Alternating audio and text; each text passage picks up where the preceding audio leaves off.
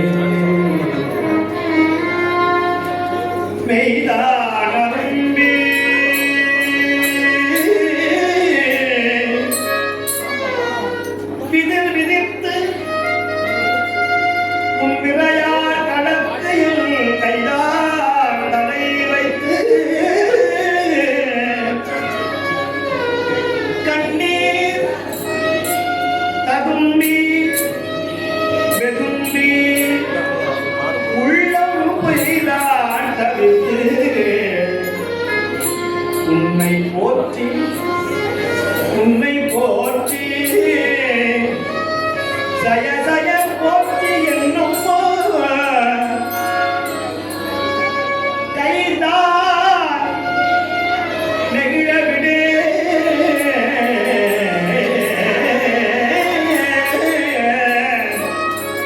உடையாய் உடையாய் உடையாய் உடையாய் என்னை கண்டு கொள்ளே.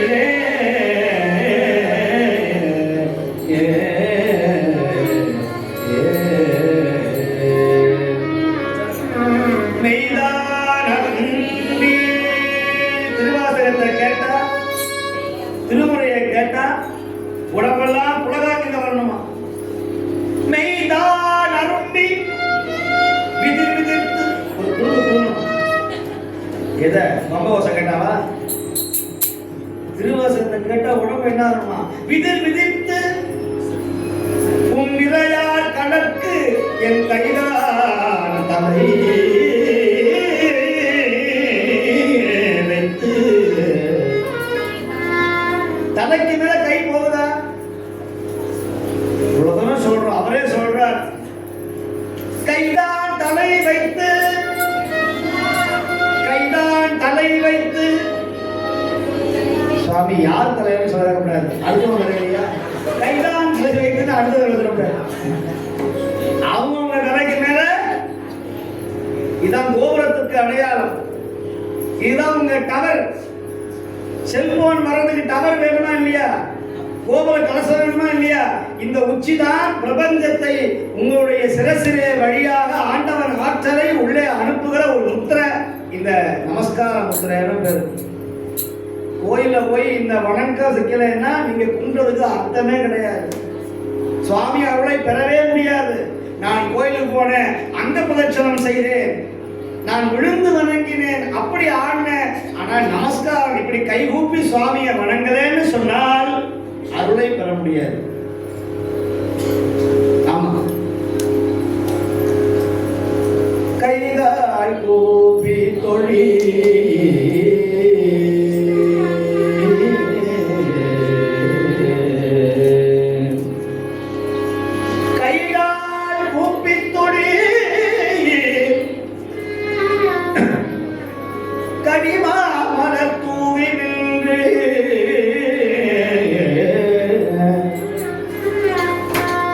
பைவாய் பாம்பரை ஆர்த்த பரவனை கைகாள் கைகாள் கூப்பி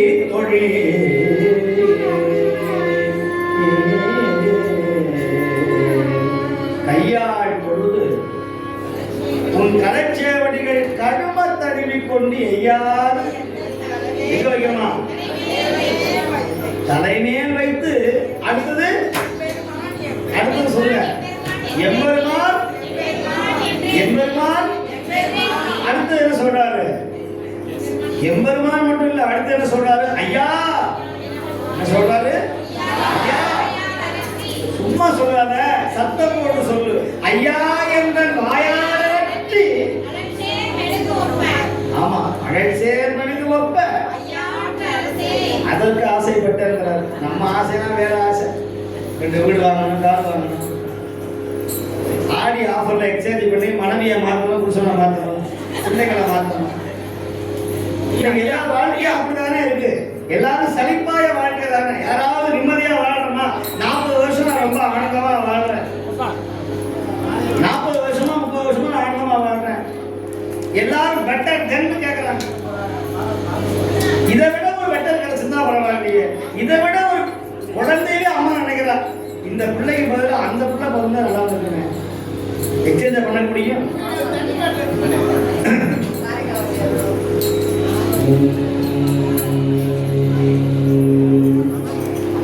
எல்லாரும் மணிவாசகர் சொல்றாரு இல்லையா கைதான் நிகழவிடே கைதான் நிகழவிடேன்னா இப்படி கை கூப்பிடும் போது ஒத்த கையை கீழே தொங்க போடுறது சில பேர் இருப்பான் அப்படிமா இதுதான் கைதான் கையை நிகழ வருது ஒண்ணு ஒழுங்கா செய்ய இல்ல செய்யாம விடு இப்போ கையை நிகழ விட்டால ஒரு நிமிஷமாவது இந்த கையை கூப்பி தொழும் ஒரு நிமிஷம் எங்க போய் தொழுவது நான் அடிக்கடி சொல்லுவேன் ஒவ்வொரு கோயிலையும் அன்னைக்கெல்லாம் திருவிழா நடந்ததுன்னா எல்லாரும் கை கூப்பி அண்ணாமலைக்கு அரோகரா ஆரூரான் திருவடி போற்றி ஆரூரவன் அரசே போற்றி அப்படின்னு சொல்ற நிலைமை போய் எல்லாரும் செல்போனை எடுத்துக்கிட்டு ரெக்கார்ட் தான் பண்றோம் செல்ஃபி எடுக்கலாம் போட்டோ எடுக்கலாம் இதுல ஏதாவது கோபம் வருது சாமி போஸ்ட் தர மாட்டேங்கிறாரு இது அவர் திரும்பிக்கிறாரா ஐயா இருந்தவரும் இவன் இப்ப இந்த பக்கம் அவன் திரும்பணுமா இவன் கோபத்தை காட்டுறது அப்படி இந்த கைகால் கூப்பி தொடர்றது கோயிலுக்கு போய் செய்ய வேண்டிய பெரிய கடமை அதனால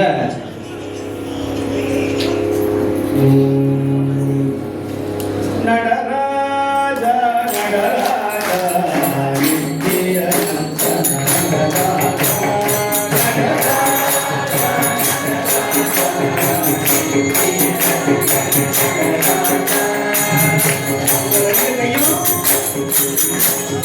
தலைக்கு மேல போகணும்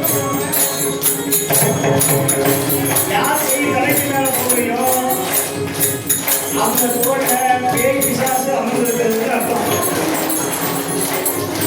அது என்ன பண்ணணும்னா கையை தூக்கிறாலேன்னு உங்க தோல்ல கூட அமுக்கும் தூக்காத தூக்காத அதனால உங்க தோல்ல எந்த பேய் அமுக்கும்னு நம்ம பார்க்க போறேன்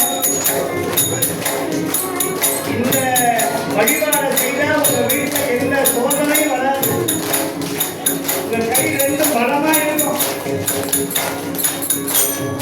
நடராஜா நடராஜா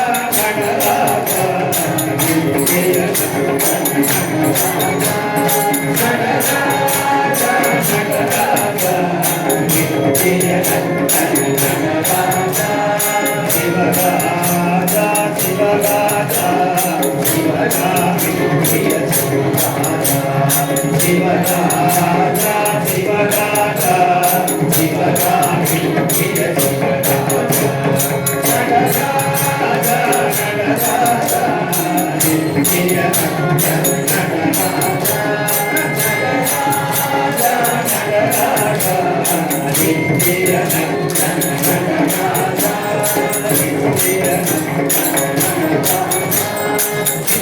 Yeah.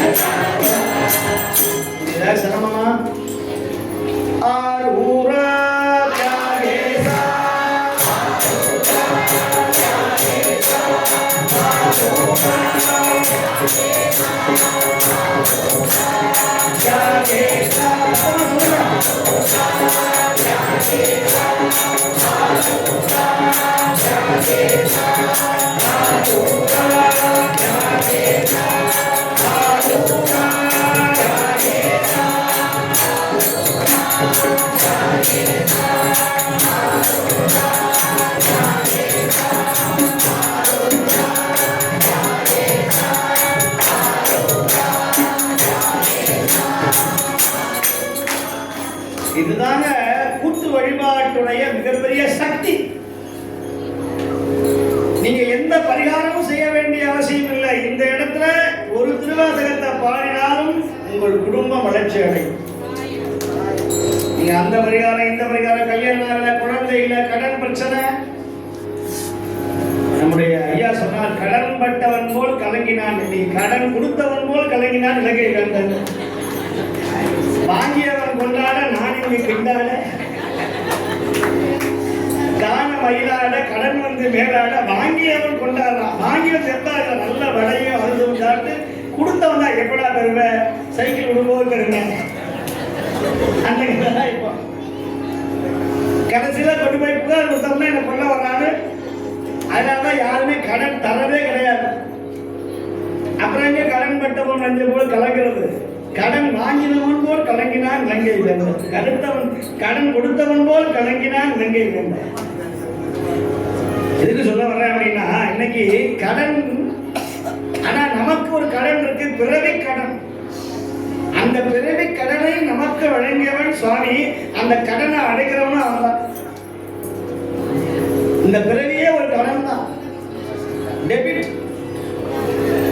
அது அப்பப்போ ட்ரீட் பண்றோம். இந்த திருவாசக மாநாடு இப்ப எதுக்கு நடத்துறோம்னா, இதெல்லாம் நடத்துறதுனால நல்ல மழை வரும், விவசாயம் பெருகும், இங்க சைவம் தழைக்கும்.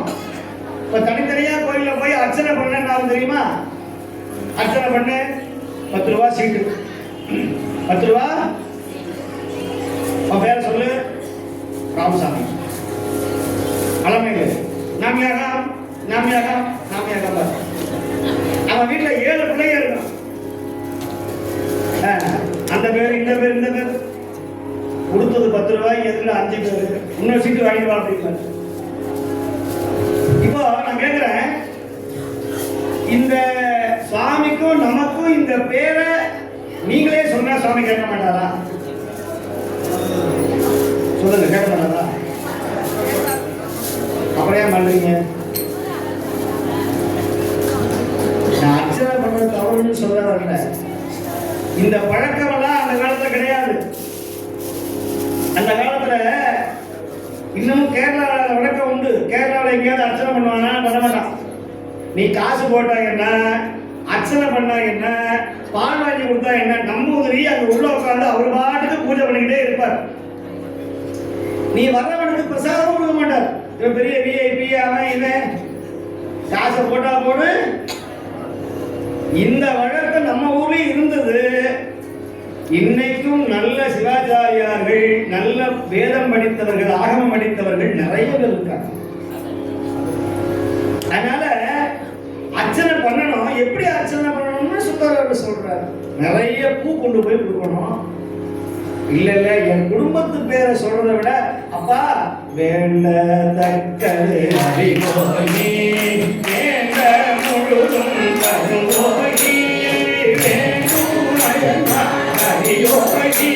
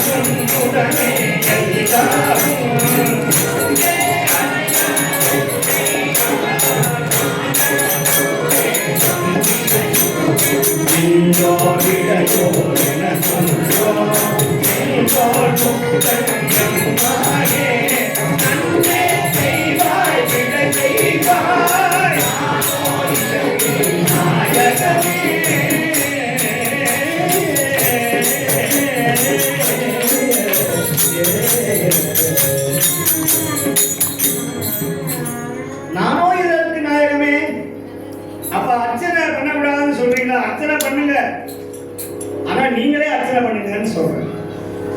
அவர் சிவாச்சாரியார் அர்ச்சனை பண்ணுவார். உள்ள என்ன அர்ச்சனை பண்ணுவார்? ஓம் சிவாய நமஹ, ஓம் சம்பவே நமஹ, ஓம் விநாதினே நமஹ, ஓம் அப்படின்னு அவர் அர்ச்சனை பண்ணட்டும். நீங்க வேடிக்கை பார்த்துட்டு இல்லாம நீங்களும் அர்ச்சனை பண்ணணும். அர்ச்சனை பாட்டே ஆகும். அர்ச்சனை பாட்டே ஆகணும்னா எந்த பாட்டு அர்ச்சனை ஆகும் அப்படின்னு கேள்வி வருமா இல்லையா? அதைத்தான் சேர்க்கிறார் சொல்லுகிறார். இந்த உலகத்திலேயே பெரிய தொண்டர் சுந்தரர். சுந்தரர் மட்டும் இந்த ஊருக்கு வரல, இந்த உலகத்துக்கு வரலன்னு சொன்னா இந்த நாயன்மார் விழாவில் நடந்திருக்காரு. மையல் மானுடமாய் மயங்கும்படி ஐயனே தடுத்து ஆண்டு அருள் செய்வார். சுந்தரர் வேற, சிவபெருமான் வேற கிடையாது. நான் எல்லா இடத்திலையும் நாயன்மார்களையும் ஏன் சிவனை விட, சிவனே சொல்லுகிறார் யாம் இருப்பது அடியார் உடனாம், நானே அடியாருக்கு அடியேன். ஒரு விறக வெட்டி பெத்தான் சாம்பவான்னு தாழ்த்தப்பட்ட சமுதாயத்துல பிறந்தவர், ஊரெல்லாம் ஒதுக்கி வச்சவர், அடிமை வேலை செய்யறவர். அவர் என்ன பண்ணுவார்? விறகு போய் காட்டுல போய் வெட்டுவார். சிதம்பரத்துல ஒரு பக்கத்துல பாடசாலை, உமாபதி சிவம்னு ஒரு பெரிய ஞானி, சந்தான புரவர்ல பெரிய புரவர் உமாபதியார். அவர் மிகப்பெரிய தீட்சிதர். அவர் என்ன பண்றாரு? பாடம் சொல்லிட்டு இருக்கிறார். இந்த மாதிரி எல்லாம் உட்கார்ந்து ஒரு 10 பிள்ளைங்களுக்கு பாடம் சொல்றாரு. இந்த விறகு வெட்டி அப்படியே விறக போட்டுட்டு அந்த ஜன்னல் வழியா அப்படி ஓரமா கேட்டுட்டு இருப்பார். இந்த சிவாச்சாரியார் பாடம் எடுத்துக்கிட்டு இருந்தார். திருவாசகம், தேவாரம் இதெல்லாம். ஒரு நாள் உமாபதியார் கேள்வி கேட்டார் பிள்ளைகளை பார்த்து. பதில் சொன்னா எல்லாம் உட்கார்ந்து இருக்கான் ஊமை மாதிரி. 5 மணி நேரம் பாடம் கேட்டவன் ஒண்ணுமே சொல்லல. ஓரமா நின்று காதல கேட்டவர் சொன்னார், அந்த பதிலுக்கு விடை சொன்னார் இந்த பெத்தான் சாம்பவான் என்கிற விறகு வெட்டி எழுத படிக்க தெரியாத ஒரு தொண்டன். ஒரு விறகு வெட்டி எழுத படிக்க தெரியாதவன், நீ உள்ள வந்ததே கிடையாது, நீ எப்படி இது கேட்ட? சுவாமி, நீங்க தினந்தோறும் பாடம் சொல்லுவீங்க இல்லையா, நான் ஓரமாக நின்று யாருக்கும் தெரியாமல் அந்த பாடத்தை ரகசியமாக கேட்டு என் மனசுல வச்சிருக்கேன். இவனை விட நீ அல்லவா பெரிய தொண்டன் அப்படின்னு சொல்லி அவனுக்கு தீட்சை அவன் கேட்கிறான். சாமி, எனக்கு தீட்சை கொடுங்க, நானும் சிவ பூஜை பண்றேன். இப்போ உமாவதியார் சொன்னார், அப்பா உனக்கு இன்னும் பக்குவம் வரல, உனக்கு பக்குவம் வரல, நீ தீட்சை கொஞ்ச நாள் கழிச்சு உனக்கு தர்றேன். இப்ப இந்த பெத்தான் சாம்பவன் என்ன பண்ணுவாரு? உமாபதியார் பெரிய ஆளு, பெரிய குருநாதர், சகல ஆகம பண்டிதர், அவரே இல்லைன்னு சொல்லிவிட்டாருன்னு இவர் என்ன பண்ணாரா? நேர சிதம்பரத்துக்கே போனாராம். இவரை விட பெரிய யாரு? இந்த சுவாமி. இந்த சுவாமி இருக்கிறாரு. அவர்கிட்ட போய், சுவாமி, எனக்கு உமாபதியார் எனக்கு எப்படியாவது தீட்சை கொடுக்கணும், அதனால சிபாரிசு கடிதம் கொடுங்கோன்னு கேட்டாராம். யாரு? விறகு வெட்டி உமாபதியாரை விட பெரிய ஆள் யாருன்னு பார்த்தா நேர சிதம்பரத்துல போய் சுவாமிகிட்ட போய் விண்ணப்பம் வைக்கிறார். சுவாமி பார்த்தார், நீ சாதாரண விறகு வெட்டி உமாபதியாரே இல்லைன்னு சொல்லிவிட்டா ஏன் கேட்டா அவன் கேட்டுக்கணுமா இல்லையா? அவன் கேட்கவே இல்லை. அவன் ரொம்ப எளிமையானவன், அடியவருக்கு எளியவன், நம்முடைய அம்பலவாணன், சிதம்பரத்தை ஆடுகிற அப்பன். அழகா ஒரு சீட்டை எடுத்தா யாரு? சுவாமி இதே வேலைதான் ஆவணும். லெட்டர் எழுதுது, அங்குள்ள மாண்புமிகு ஆசையின் ஓர் கடிதம். இந்த ஆளு இதே வேலை, லெட்டர் எழுதுறதா இவருக்கு வேலை. அதுல கையெழுத்து வேலை போடுவார். கடைசியில் அழகிய சித்தம்பலமுடையா பெரிய அழகு. அம்பாலே சொக்கி போய் நின்னாலாம். இதுல வேற கையெழுத்து சும்மா போல, அழகிய சித்தம்பலமுடையா. அதுல அடியவருக்கு எளியவன். நான் யார் தெரியுமா? அடியாருக்கு ரொம்ப எளியவன் தான். அப்ப சுவாமி எழுதுகிறார், அடியவருக்கு எளியவன், கொற்றவன்குடி உமாபதியாருக்கு அம்பலவாணன் எழுதி கொள்வது பெத்தான் சாம்பவானுக்கு முக்தி கொடுக்கும் முறை. இப்படி இங்க நம்ம போட்டு ஒரு சீலை போட்டு பச்சை இங்கில கையெழுத்து போட்டார். அழகிய சித்தம்பலமுடையார் போடா, போடா.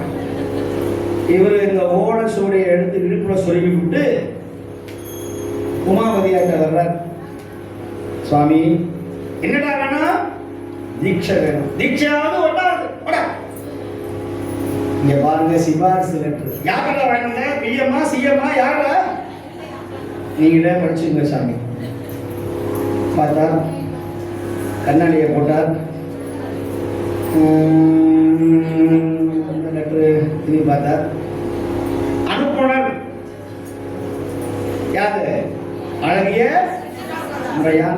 கேரா யாரும் கிடையாது, அனாத. ஜவாப்தாரி யாருன்னு சொன்னா சிவகாமி அம்பாள், பிள்ளையார் முருகன், சொத்துக்கு அதிபதி. அட்ரஸ் தில்லை சிதம்பரம் 638-001. பெருனர் கொற்றவன்குடி உமாபதியார். பொருள் என்னன்னா, பெத்தான் சாம்பவானுக்கு முக்தி கொடுத்து வழங்கும் முறை அப்படின்னு எழுதி இங்கனம் அழகிய திருச்சிற்றம்பலமுடையான். இத வாங்கி படிச்சு நம்மள என்ன பண்ணுவோம்? எங்கடா காப்பி அடிச்ச சிவபெருமானாவது லட்டு தரதாவது ஒழுங்கா ஓடி போயிரு போலீஸ்ல கம்ப்ளைண்ட் கொடுத்துருவேன்னு சொல்லுவோம். ஆனா அவர் உண்மையான ஞானி உமாபதியார். வாங்கி நடுங்கி அஞ்சு அப்பா முதல்ல உள்ளவான்னு சொல்லி அவருக்கு தீட்சை கொடுத்தாரு பாருங்க.